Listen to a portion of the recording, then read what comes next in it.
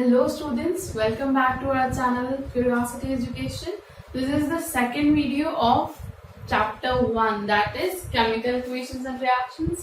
हमने last chapter में सिर्फ introduction complete किया है.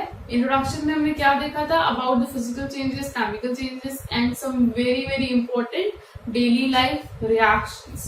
कैसे होती है, उनमें क्या chemistry use होती है, हमने वो discuss किया था. ठीक है, तो अब हम एक्चुअली इस चैप्टर को स्टार्ट कर रहे हैं. आई होप आपने मेरा दिया हुआ होमवर्क कंप्लीट कर लिया हो. क्या कहा था मैंने आपको? Learn the atomic number till 30. Elements को याद करना था आपको 30 तक. ओके, आई थिंक आपने करा होगा. अगर नहीं किया है तो अभी भी कर लीजिए, क्योंकि धीरे धीरे हम आगे बढ़ रहे हैं इस चैप्टर में. हम जितना आगे जाएंगे आपको प्रॉब्लम्स उतनी ही बढ़ते जाएंगे. क्या मिलेंगे? बहुत सारे एलिमेंट्स मिलेंगे. ठीक है, फिर आपको प्रॉब्लम होगी. अगर आपको एलिमेंट्स आते हैं 30 तक, 20 तक भी बहुत अच्छे से है तो चलेगा. वैसे 30 कर लीजिए, आपको ही हेल्पफुल होगा और तब आपको इस चैप्टर में बिल्कुल प्रॉब्लम नहीं आने वाली है, क्योंकि हम धीरे धीरे सिर्फ केमिकल रिएक्शंस और एलिमेंट से ही डील करने वाले हैं ना. ओके, चलो लेट्स मूव अहेड. अब हम पढ़ रहे हैं the definition of chemical reaction. अभी हमने वो नहीं देखा था. ठीक है, so write down the definition. What is a chemical reaction? Finally हम वो पढ़ रहे हैं, definition of chemical reaction. So a chemical reaction in which the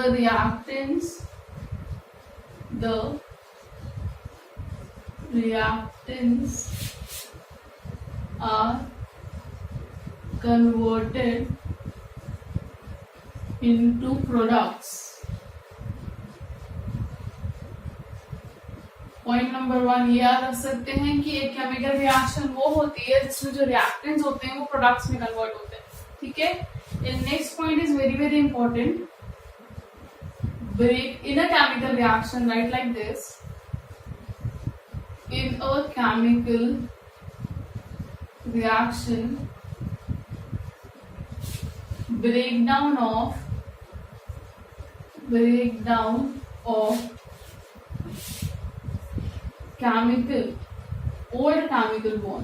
old chemical bonds and formation of new chemical bonds take place. क्या होता है? पुराने जो बॉन्ड्स होते हैं वो ब्रेक होते हैं और नए बॉन्ड जो है वो बनते हैं. ये बहुत अच्छी डेफिनेशन है, लाइन है आपको याद रखने के लिए, पॉइंट है फॉर केमिकल रिएक्शन. ठीक है, वो तो है basic, but this is very important. पुराने बॉन्ड्स ब्रेक होंगे और तभी तो नए बॉन्ड्स बनेंगे. यही होता है केमिकल रिएक्शन. ठीक है, हम क्या बोल रहे हैं, जो ऑथेंटिक डेफिनेशन है कि जो रिएक्टेंट्स हैं वो किस में कन्वर्ट हो रहे हैं? प्रोडक्ट्स में. बस इतना सा तो याद रखना है. एक और इम्पोर्टेंट पॉइंट हम यहाँ लिख सकते हैं पॉइंट नंबर 1 में, कि जो रिएक्टेंट्स हैं उनकी प्रॉपर्टीज चेंज हो जाती हैं. रिएक्टेंट्स की प्रॉपर्टी प्रोडक्ट से बिल्कुल मैच नहीं करते. यहाँ पर लिख देती हूं मैं, and the property of product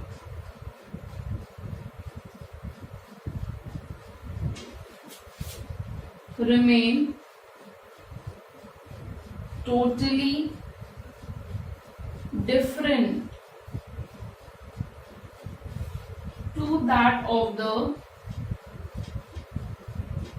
reactant. Reactant से प्रोडक्ट की प्रॉपर्टी पूरी तरीके से अलग होगी. अभी हमने देखा था इन case of water first video में, अभी हम फिर से डिस्कस कर सकते हैं. ठीक है, so these are few points about chemical reaction. Right it down. फिर हम रिएक्टेंट्स क्या होते हैं, प्रोडक्ट्स क्या होते हैं वो भी देखते हैं. Then will go ahead. Done? Okay, अब शायद आपको पता होगा वैसे तो कि रिएक्टेंट्स और प्रोडक्ट्स क्या होते हैं, बट फिर भी हम इनके बारे में कुछ पॉइंट लिख लेते हैं पहले. Reactants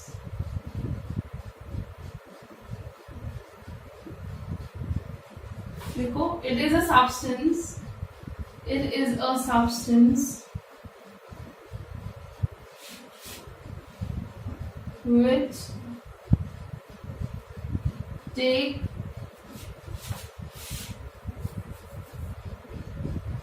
part in a chemical reaction.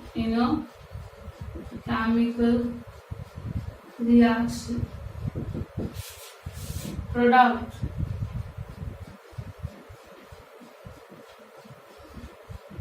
it is formed during a chemical reaction.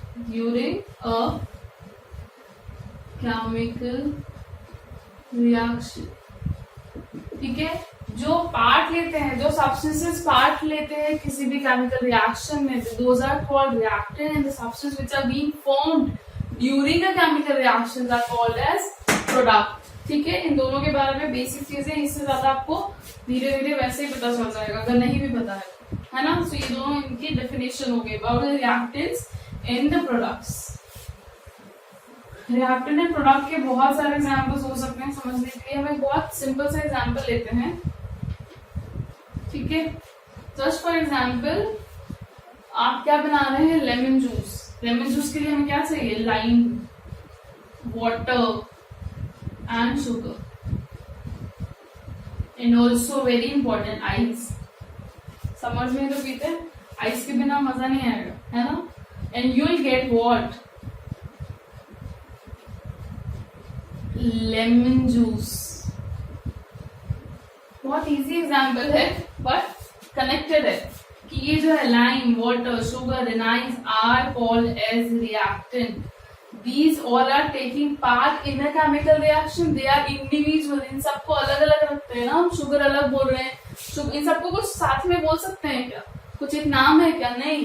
ठीक है, लाइम ही है. हम बोल रहे थे ना अभी केमिकल चेंज में हमने देखा था कि जब रिएक्टेंट्स होते हैं या केमिकल चेंज होते हैं उसमें इनकी प्रॉपर्टीज जो होती है वो क्या होती है, अलग अलग रहती है. रिएक्टेंट्स की प्रॉपर्टी जब वो प्रोडक्ट में कन्वर्ट हो गए तो वो पूरी प्रॉपर्टी अलग हो जाएगी. ऑफकोर्स इनकी इंडिविजुअल टेस्ट अलग है, लेकिन ये सब कंबाइन होगा, प्रोडक्ट में कन्वर्ट हो गए तो प्रोडक्ट की नई प्रॉपर्टी होगी, है ना. So lemon juice can be called as product. Very easy connect करने के लिए. आप ऐसे कोई भी इंग्रेडिएंट्स को मान सकते हैं कि वो क्या है जब तक वो नहीं क्रिएट हुआ है, फूड में कन्वर्ट नहीं हुआ है. So those elements are reactants, and once that product और जूस और coffee whatever is form is called as product, है ना. सो बेसिक है ये, हमको ये लिखना नहीं है, just for our understanding. So हमने क्या देख लिया, केमिकल रिएक्शन की डेफिनेशन देख ली, and we have discussed about reactants and products in very easy example. Now topic next. See उससे पहले ना एक पॉइंट, अभी हम जो भी पॉइंट लिख रहे हैं ध्यान से आप लिखिए, बहुत अच्छे से इनफैक्ट, क्योंकि अभी हम सिर्फ फर्स्ट चैप्टर पे हैं. आप क्लास 10th में आ गए हैं, अब आप लोगों को धीरे धीरे नोट्स बनाना अच्छे से आना चाहिए. ठीक है, how to make short notes, ऐसे नोट्स जो आपको याद रहे जब आप एग्जाम टाइम में इस चैप्टर को रिवाइज करेंगे सारे चैप्टर कंप्लीट करने के बाद. तो ये जो नोट्स हैं आपकी हेल्प करें, उस तरीके से नोट्स को बनाना सीखिए धीरे धीरे. ठीक है, ये जो नोट मेकिंग प्रोसेस है अपने आप आती है, वो प्रैक्टिस से आती है, ये भी प्रैक्टिस से आती है बाय डिफॉल्ट.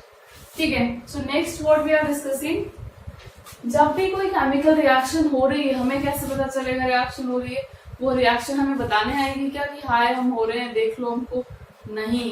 यहाँ पर हम क्या करने वाले हैं, कुछ ऐसे कैरेक्टरिस्टिक्स, कुछ ऐसी प्रॉपर्टीज जो आपको दिखे, ठीक है, फील हो, तो आप समझ जाना कि यहाँ पर केमिकल रिएक्शन हो रही है. क्योंकि मैंने आपसे क्या कहा था कि जनरली केमिकल रिएक्शन में ना केमिकल चेंज इन्वॉल्व रहते हैं, और केमिकल चेंज अगर इन्वॉल्व है ना तो वो जनरली क्या होते हैं, विजिबल नहीं होते हैं. बहुत जल्दी अट्रैक्ट हमें कौन से चेंजेस करते हैं, फिजिकल चेंजेस. इसमें चेंज आया, फिजिक्स में चेंज आया, जैसे वेदर चेंज होता है अपने आप पता चल जाता है ना कि विंटर था और रेनी सीजन आ गया, समर्स आ गया. बट केमिकल चेंजेस इतनी जल्दी ऑब्जर्वेबल नहीं होते हैं. ऐसा ही साथ सेम है किसके साथ, केमिकल रिएक्शंस के साथ. So we have got some characteristic properties by which we can easily find out whether a chemical reaction has taken place. अब हम उन्हीं characteristic properties को डिस्कस कर रहे हैं. ठीक है, so write down next heading. Heading is very important also. Try to use different colors of pen. You are in very basic class. अभी हमने अगर नोट्स बनाना सीख लिया तो ये आपकी हायर क्लासेस में भी आपको बहुत हेल्प करेगा. ठीक है, सो कैरेक्टरिस्टिक्स ऑफ केमिकल रिएक्शंस। कौन से कैरेक्टरिस्टिक्स हैं जैसे आपको पता चल जाएगा कि हाँ केमिकल रिएक्शन हो रही है, किसी से कंफर्मेशन की जरूरत नहीं है। ये सारे कैरेक्टरिस्टिक्स याद रखिए। पहले हम सारे नंबर लिख लेते हैं, then we will discuss one by one. First is evolution of a gas. अभी हम सिर्फ नाम लिख रहे हैं, बाकी सब हम बाद में डिस्कस करेंगे। Formation of precipitate.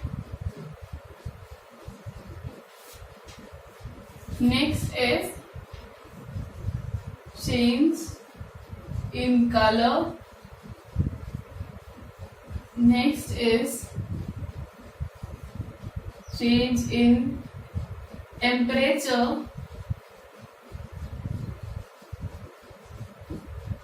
change in state,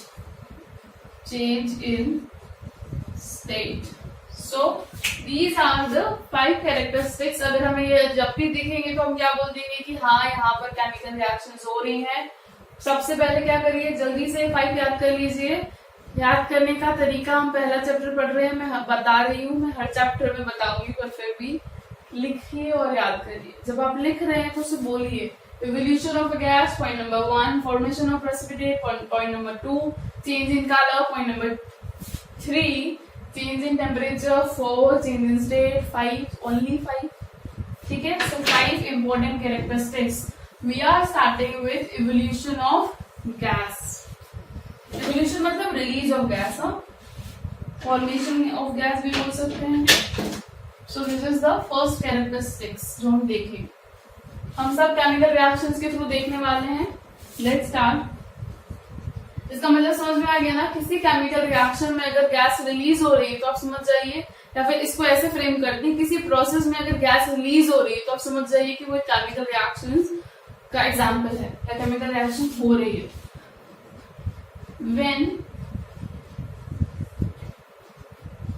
when zinc granules combines with dilute sulfuric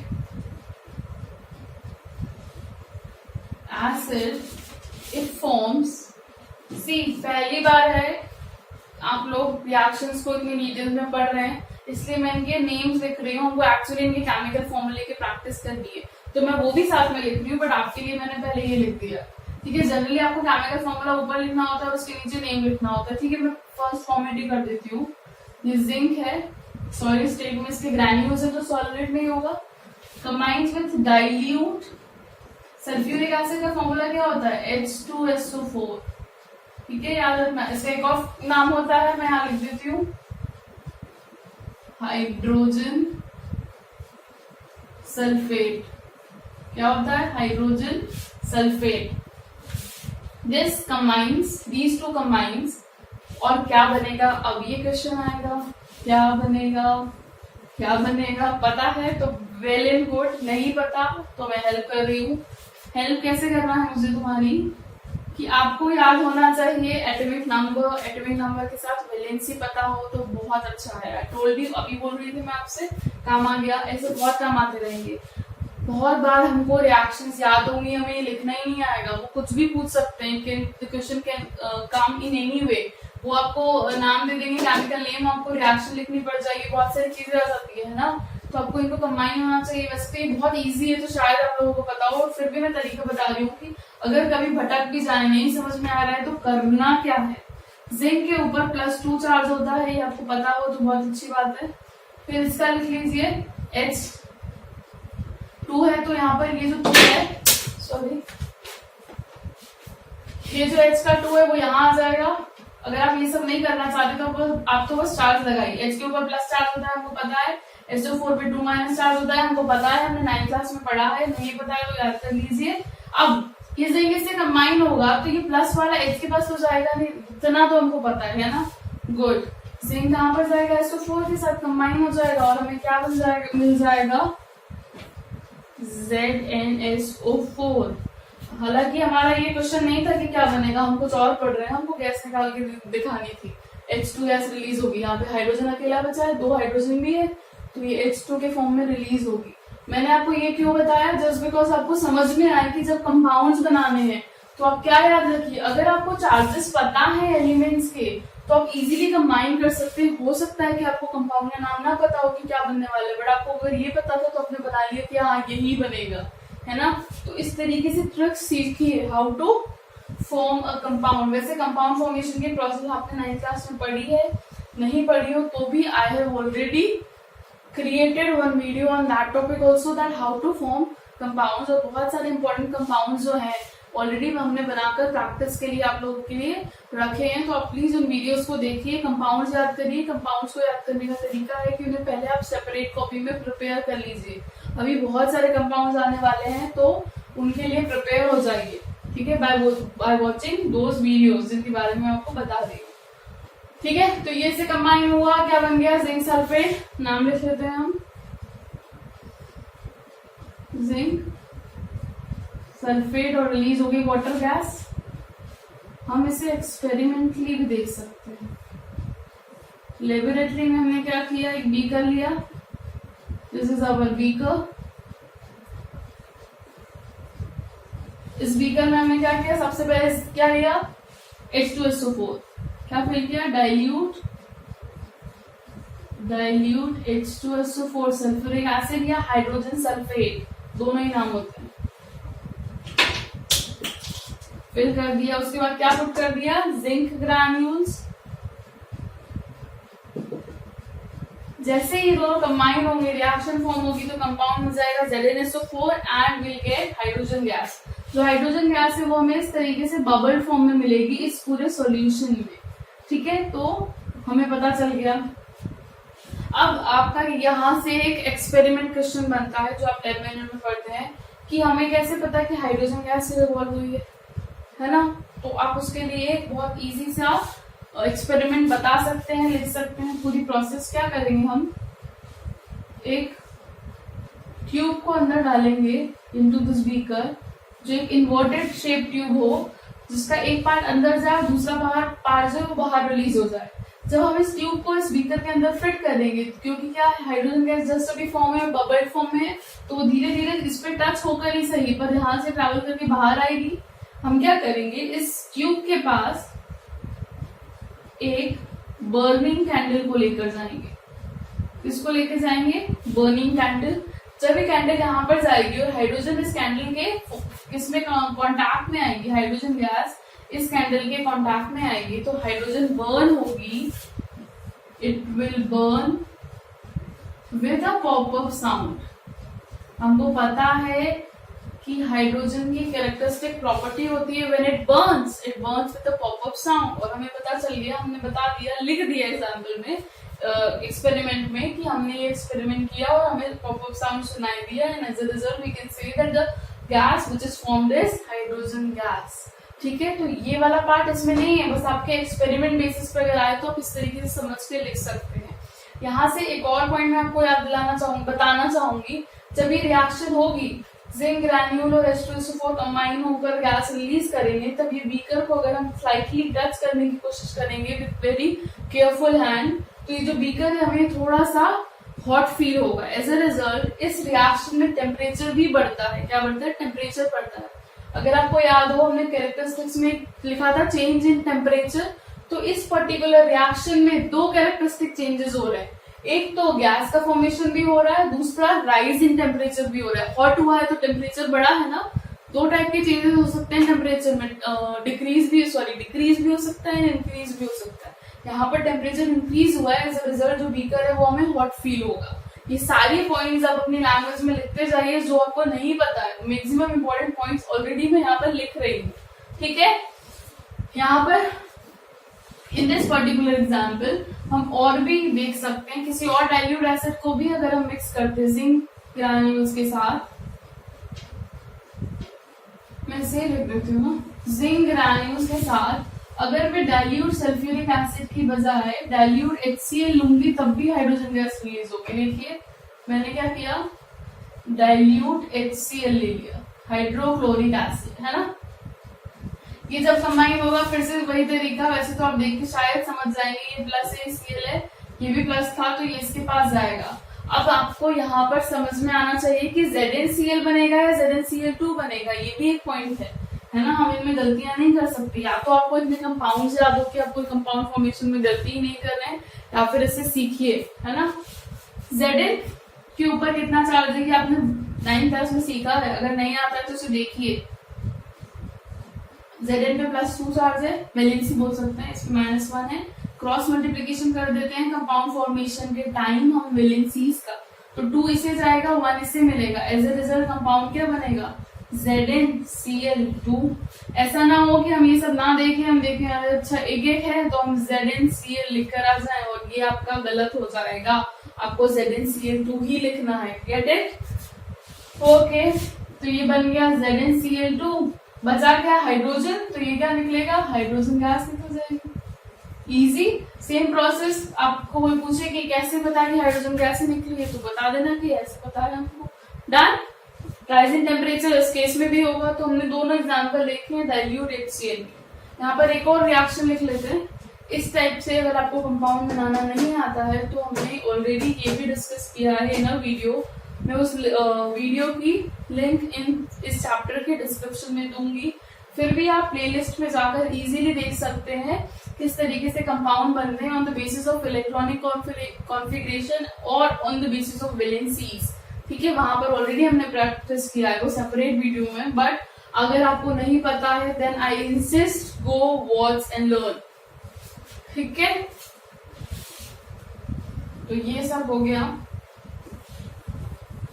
next is generally एक स्टैंडर्ड रिएक्शन है, इसमें क्या होगा, जनरली जब भी carbonates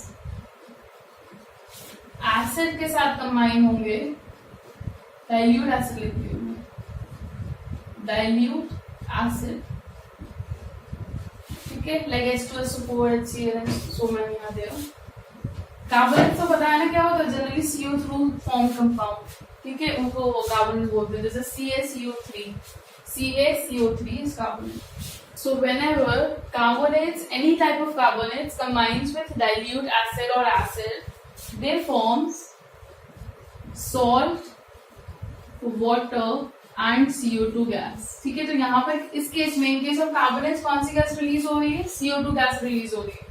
where in case of these general elements कौन सी गैस रिलीज हो रही थी, H2 रिलीज हो रही थी। तो बहुत सारी गैसेस जो है वो रिलीज हो सकती है। ठीक है, so far we have just completed one characteristics which we have discussed 3 examples, HCl dilute का, dilute H2SO4 का देखा था इससे पहले, और this one। ठीक है, we are jumping to the next characteristic, that is formation of precipitate। Formation of precipitate।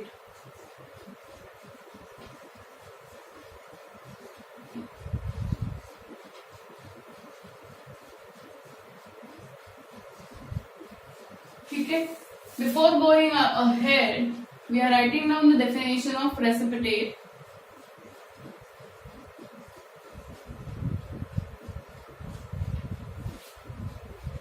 It is a solid product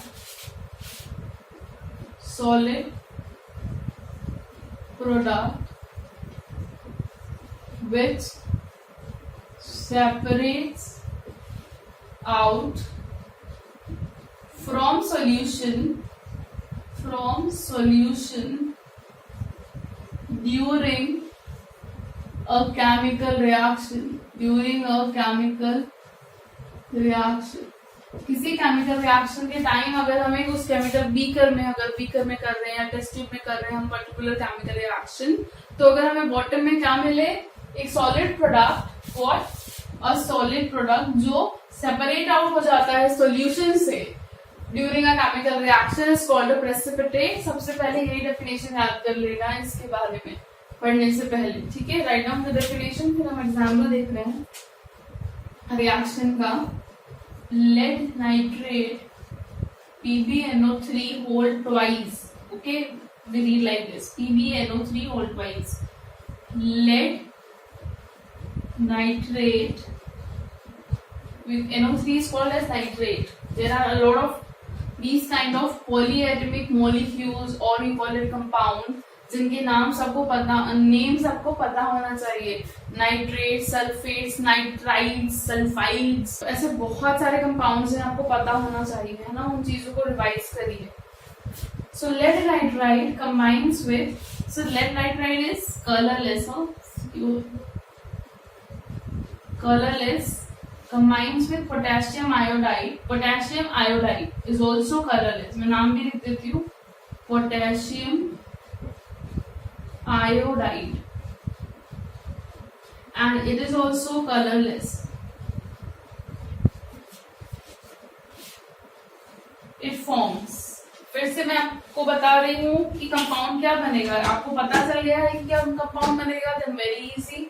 otherwise मैं यहाँ पे लिख रही हूँ, कहाँ पे, यहाँ पे एग्जाम्पल नंबर 1 है.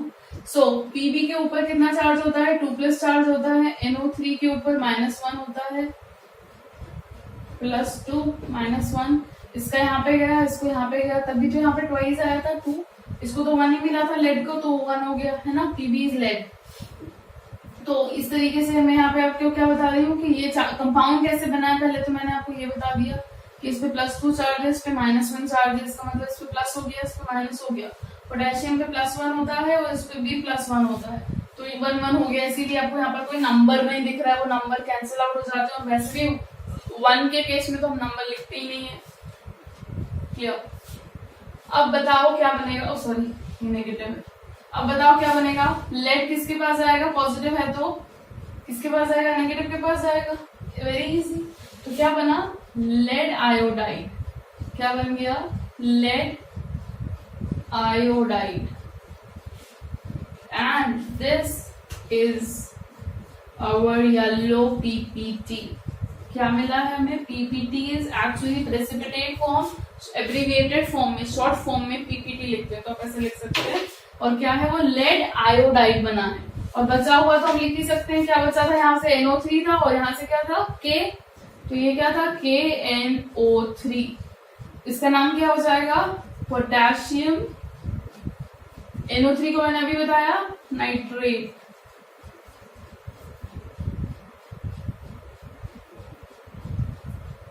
ठीक है. सो this is the first example जिसमें हम क्या समझ रहे हैं, एक प्रोसेस जिसमें इस रिएक्शन के ड्यूरेशन में हमें एक्चुअली जो रिएक्टेंट्स थे वो तो कलरलेस थे, पर जैसे जैसे रिएक्शन हुई तो हमें क्या मिला, येलो कलर का पीपीटी मिला. वो भी सॉलिड था तो नीचे आ गया. इस तरीके से हमें पता चला this is also chemical reaction. ये क्या बता रहे हैं हम, characteristic properties of a chemical reaction. तो अगर किसी केमिकल रिएक्शन में क्या बन रहा है, पीपीटी बन रहा है, प्रेसिपिटेट बन रहा है, तो वो भी एक कैरेक्टरिस्टिक प्रॉपर्टी है उस केमिकल रिएक्शन के लिए. सो ये तो रिएक्शन नंबर 1 हो गई. We have one more example. When dilute H2SO4 combines with barium chloride, it gives. मैं डायरेक्टली इस बार कंपाउंड लिख रही हूँ. ये क्या बनाएगा, बेरियम सल्फेट एंड HCl बचा है यहाँ पे, तो HCl 2 था, इसलिए मैंने 2 कर दिया, बाकी सब तो 1 है. Okay. So this is hydrogen sulphate, dilute sulphuric acid अभी पढ़ा था हमने. ये क्या है, barium chloride. Barium chloride, this is barium sulphate and this barium sulphate is of white colour. So यहाँ पर हमको क्या मिल रहा है, व्हाइट कलर का पीपीटी मिला. यहाँ पर कैसा मिल रहा था, येलो कलर का पीपीटी मिल रहा था. और ये क्या, हाइड्रोक्लोरिक एसिड. क्लियर है. यहाँ पर भी हमने जैसे फर्स्ट रिएक्शन में इवोल्यूशन ऑफ गैस में पढ़ा था कि वहां पर गैस भी रिवॉल्व हो रही थी एंड टेम्परेचर में इंक्रीज भी हो रहा था. In this case also, specially first वाली रिएक्शन देखिए, lead nitrate when combines with potassium iodide, क्या हो रहा था, ये दोनों कलरलेस कंपाउंड थे. जैसे ही ये दोनों मिलना शुरू हुए, जैसे ही रिएक्टेंट्स प्रोडक्ट में कन्वर्ट होना शुरू हुए, क्या हुआ, येलो कलर फॉर्म हो गया. तो यहाँ पर हम एक और कैरेक्टरिस्टिक प्रॉपर्टी देख सकते हैं. कौन सा, चेंज इन कलर. जो मैंने आपको स्टार्टिंग में सारी 5 लिखवाई थी, उसमें चेंज इन कलर भी तो था. तो इस एग्जाम्पल में, एग्जाम्पल नंबर 1 में हम बोल सकते हैं 2 टाइप के कैरेक्टरिस्टिक्स शो हो रहे हैं. फॉर्मेशन ऑफ प्रेसिपिटेट भी हो रहा है and change in colour also. तो हम जब चेंज इन कलर लिखेंगे तो उसमें आप ये लिख सकते हैं सेम एग्जाम्पल, है ना। तो इस तरीके से याद करिए, आप नीचे ब्रैकेट में नोट में लिख लो, ठीक है। This example can write with, we can write with also the second third अपन पढ़ने वाले change in colour that characteristic, ठीक है। So we have discussed 2 characteristics so far. So point number 3 is change in color. अगर किसी process में colour change हो रहा है तो भी हम बता सकते हैं that the process is a chemical reaction. Okay. इसको हम इस एक्सपेरिमेंट के थ्रू ही समझते हैं कि हमने क्या लिया, एक टेस्ट ट्यूब लिया है, इसमें हमने पहले से पुट किया है KMnO4. KMnO4 is potassium permanganate, ठीक है। This is also a new compound. Write down the name of the compound and learn it. KMnO4 हमने डाला है इसमें, इस बीकर में। When we put citric acid, any of the citric acid, कोई भी like lemon, जब हम इसमें डालते हैं तो ये जो पर्पल कलर का होता है, the purple color of KMnO4 disappears with duration, and जो इस सॉल्यूशन का अब कलर है, किसका, इस सॉल्यूशन का जो अब कलर है, after putting few drops of citric acid, KMnO4, purple color of KMnO4 changes into colorless potassium permanganate, ठीक है। तो यहाँ पर क्या हो रहा है, इस प्रोसेस की ड्यूरेशन में क्या हो रहा है, कलर चेंज हो रहा है। इजी है।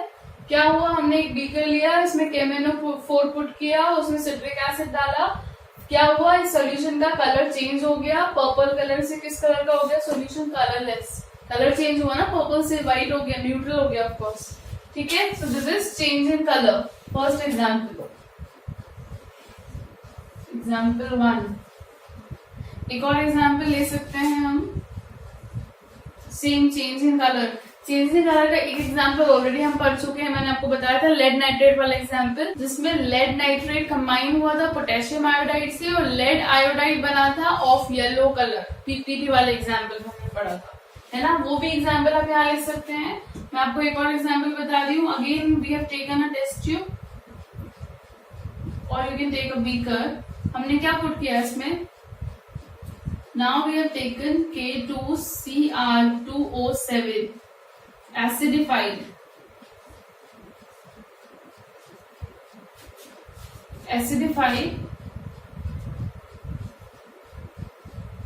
K2Cr2O7 इज पोटेशियम, इसका नाम क्या होता है, पोटेशियम डाइक्रोमेट,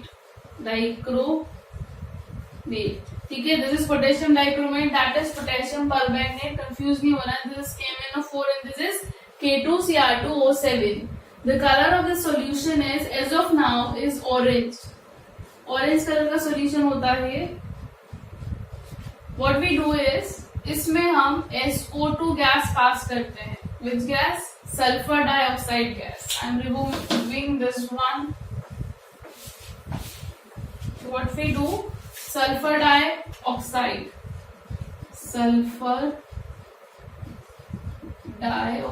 gas पास करते हैं into this solution of K2Cr2O7, and slowly this solution also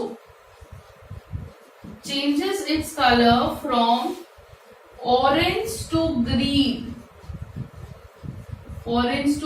किसका कलर चेंज हो गया, K2Cr2O7 in presence of sulfur dioxide gas, ठीक है।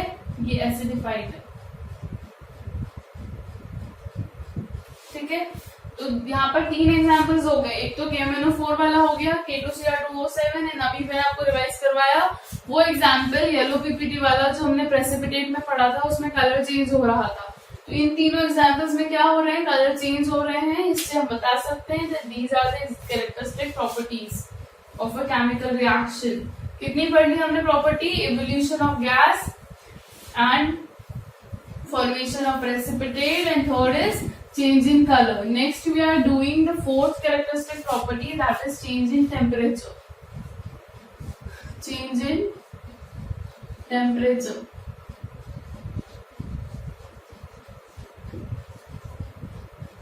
Okay, with example again,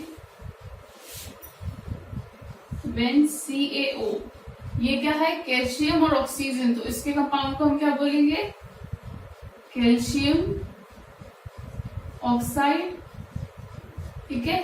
इसके कॉमन नेम भी है, calcium oxide is called as lime, is the common name, या फिर we can also call this quick lime, quick lime, lime या quick lime दोनों ही बोल सकते हैं। तो इसके इतने सारे नाम हैं, कंपाउंड का नाम याद रखना है, केमिकल नेम याद रखना है, और कहीं पे लाइन लिखा होगा, कहीं पे क्विक लाइन, तो आपको पता होना चाहिए दोनों का मतलब CaO ही है, ठीक है। मैंने आपको कहा था कि हम ऑलरेडी हमने कंपाउंड्स के लिए वीडियो बनाया है, उसमें इस टाइप के कंपाउंड्स है जिनके कॉमन नेम भी है, केमिकल फॉर्मूला भी है, and the name of the compound is also given over there.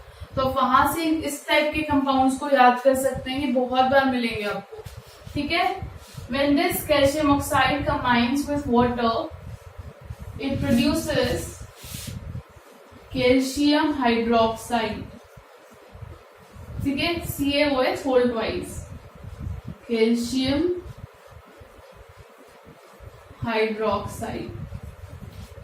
Calcium hydroxide is also commonly called as slaked lime, slaked lime, ये इसका कॉमन नेम है, तो हमको ये भी याद रखना पड़ेगा। ओके, सो ये रिएक्शन हो रही है, क्या होता है? अगर मैं इसे टेस्ट बेसिस पे आपको एग्जांपल में बताऊं, एक्सपेरिमेंट में हमने क्या लिया, यहाँ पर सबसे पहले CaO पुट किया, दैट इज लाइम और क्विक लाइम। इसमें धीरे धीरे हमने क्या किया, वाटर डालना शुरू किया, वाटर। इसको जब हम बीकर को क्या करेंगे, किसी भी ग्लास टिप से क्या करेंगे, अच्छे से सर्कुलेट करेंगे, धीरे धीरे ये दोनों मिक्स होने लग जाएगा। जैसे जैसे ये दोनों मिक्स होंगे क्या बनेगा, CaOH whole twice, that is calcium hydroxide, और slaked lime one and same thing, इसका कॉमन नेम है। वैसे वैसे आप देखेंगे, अगर आप धीरे से केयरफुली इसके फॉर्मेशन के बाद इसको टच करते हैं, किसको, बीकर को या टेस्ट ट्यूब को टच करते हैं, तो वो थोड़ा सा हॉट हो जाएगा, उसका टेम्परेचर राइज हो जाएगा, ठीक है। तो एज अ रिजल्ट हम बोल सकते हैं कि यहाँ पर क्या हुआ, चेंज इन टेम्परेचर। जब इनिशियली ये था अकेला, तब तो बीकर हॉट नहीं था, जब ये फॉर्म हो गया, कंपाउंड फॉर्म हो गया, केमिकल रिएक्शन हो गई, उस रिएक्शन में क्या मिला हमें, टेम्परेचर इंक्रीज मिला, तभी तो बीकर हॉट हुई है। टेम्परेचर डिक्रीज होता तो हॉट नहीं होती है ना। डन। एक और इम्पोर्टेंट और बहुत इम्पोर्टेंट चीज, इस केस में जब टेम्परेचर बढ़ा है, मैंने आपको कहा था बढ़ेगा, अब दोनों साइड से हो सकता है, या तो आप टेम्परेचर बढ़ने का जो लिखेंगे increase in temperature reactant side में भी लिख सकते हैं, प्रोडक्ट साइड में भी लिख सकते हैं, ये अलग टाइप की होती है। ध्यान से देखिए, इस केस में हीट रिलीज हो रही है, क्या हो रही है, रिलीज हो रही है, इसीलिए जो बीकर है या जो टेस्ट ट्यूब है वो हॉट हो गया, एब्जॉर्ब नहीं हो रही है। ऐसी रिएक्शन जिसमें हीट क्या होगी, एब्जॉर्ब होगी, एनर्जी, हीट एनर्जी क्या होगी, एब्जॉर्ब होगी, उस केस पे क्या होगा, टेम्परेचर डिक्रीज होगा। यहाँ पर टेम्परेचर इंक्रीज हुआ है, इंक्रीज होने की वजह से ही तो क्या हुआ है, बीकर हॉट हो गया है। तो हम यहाँ पर जो एनर्जी रिलीज हो रही है उससे किस साइड लिखेंगे, प्रोडक्ट साइड में लिखेंगे। क्या रिलीज होती है, एनर्जी। जब भी एनर्जी हमें क्या मिल रही है, रिएक्शन के बाद प्रोडक्ट के साथ मिल रही है, उस टाइप की हीट एनर्जी को या एनर्जी को हम एक्सोथर्मिक रिएक्शंस बोलते हैं, exothermic reactions. Very very important point, यहाँ पर आप लिख भी लीजिए नोट में इसकी डेफिनेशन, मैं इसके साथ एक और बाद में लिखवाऊंगी। एक्सोथर्मिक मतलब क्या होता है, हीट रिलीजिंग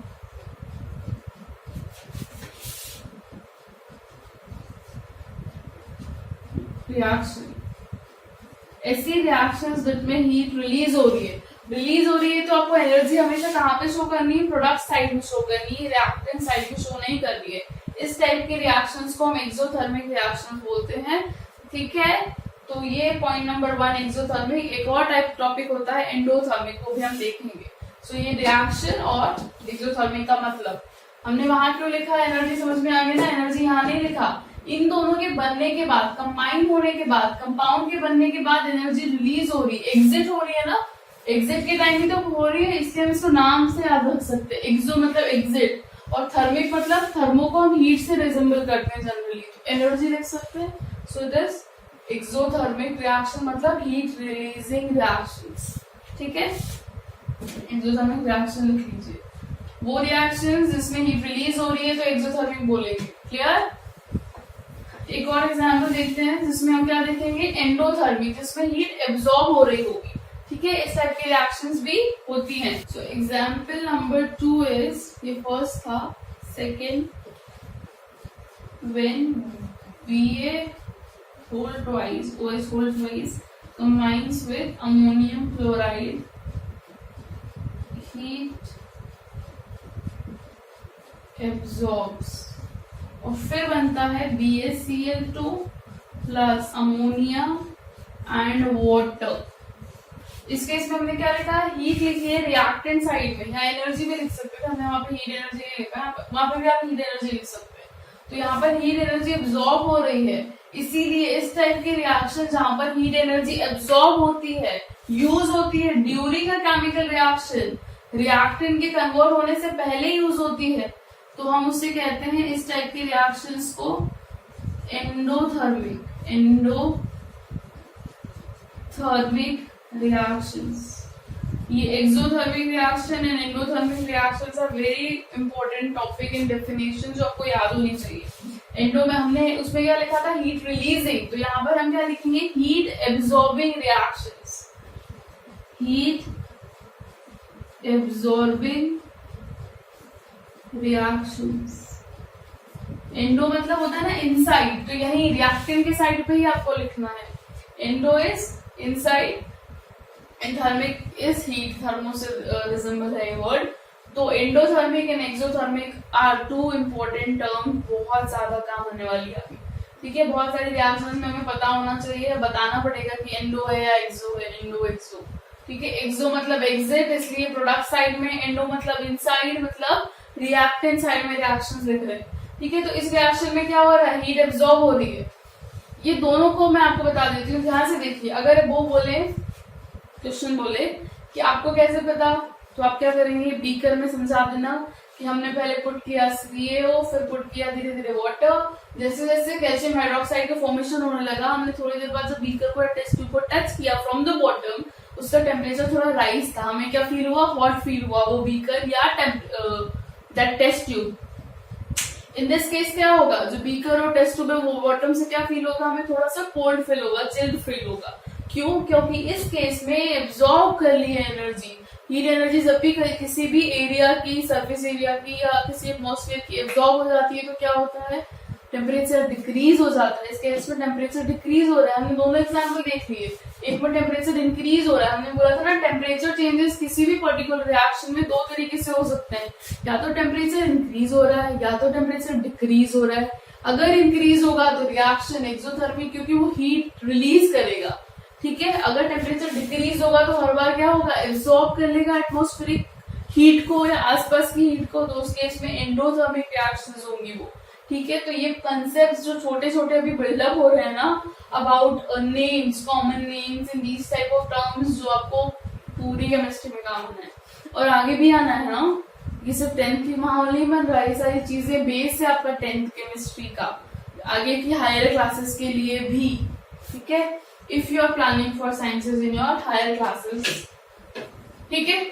तो here point number 4 is also clear that change in temperature also can be characterized. So it is also a characteristic property of a chemical reaction. फिर से बोल रही है, दोनों टर्म नोट में लिखिए, endothermic reaction, exothermic reactions, and learn them today only, ठीक है। Change in state, so this is the last one. इसके एग्जाम्पल देख लेते हैं, फिजिकल स्टेट कैसे चेंज हो रही है। Candle wax when burned or during burning, candle wax अभी किस स्टेट में, सॉलिड स्टेट में है ना। कैंडल तो सॉलिड ही होती है। When it burns it releases CO2 gas, water vapours and heat energy, जिसको हम लाइट एनर्जी बोल सकते हैं। थोड़ी सी ज्यादा हमें लाइट मिलती है तो हम लिख देते हैं लाइट एनर्जी। ठीक है, तो इस केस में हमें सॉलिड भी मिला, गैस भी मिला और वाटर भी मिला, दैट इज लिक्विड लिख सकते हैं। क्या हो रहा है यहाँ पर, स्टेट ही तो चेंज हो रही है ड्यूरिंग अ केमिकल रिएक्शन। ठीक है, कैंडल वैक्स किसमें कन्वर्ट हो रही है, गैसेस फॉर्म में भी और लिक्विड फॉर्म में भी, burn during this burning process. So हम बोल सकते हैं change in state is also characteristic property of a chemical reaction. अगर चेंज इन स्टेट हो रहा है तो भी हम बोल सकते हैं कि रिएक्शन जो हो रही है, जो प्रोसेस हो रही है वो क्या है, एक केमिकल रिएक्शन है। So by knowing these 5 characteristics of a chemical reaction we can say whether a process or a change around us is a chemical reaction or not। ठीक है, हमने डिटेल में सबके बहुत सारे एग्जाम्पल्स पढ़ लिए हैं। हमने सबके लिए क्या लिखा, थ्योरी में नहीं लिखा है, हमने क्या लिखा है, रिएक्शंस फॉर्म में लिखा है, so that you will learn the reactions directly, है ना। So here we end this topic characteristic 1। इसके आगे हम फिर बैलेंसिंग ऑफ केमिकल इक्वेशंस के बारे में पढ़ेंगे next week. So here we end this video. I hope आपको चीजें समझ में आई होगी। अभी तो सिर्फ इंट्रोडक्शन ही चल रहा है, धीरे धीरे हम आगे बढ़ेंगे तो आपको चीजें और क्लियर होगी। सब कुछ नया है क्योंकि आपके लिए। ठीक है, हम 9th से जब 10th में आते हैं तो हमने इतनी सारी रिएक्शंस नहीं पढ़ी है, सारे टॉपिक्स नहीं है, तो आप क्या करिए, रेगुलरली वीडियोस को फॉलो करिए और नोट्स बनाइए। ठीक है, आई होप आपको कंसेप्ट समझ में आ रहे हैं। अगर आपको बेनिफिट मिलता है then please like our videos, share, also comment if you have any doubts and subscribe our channel for more notification. Also press the bell icon and thanks a lot for watching our videos.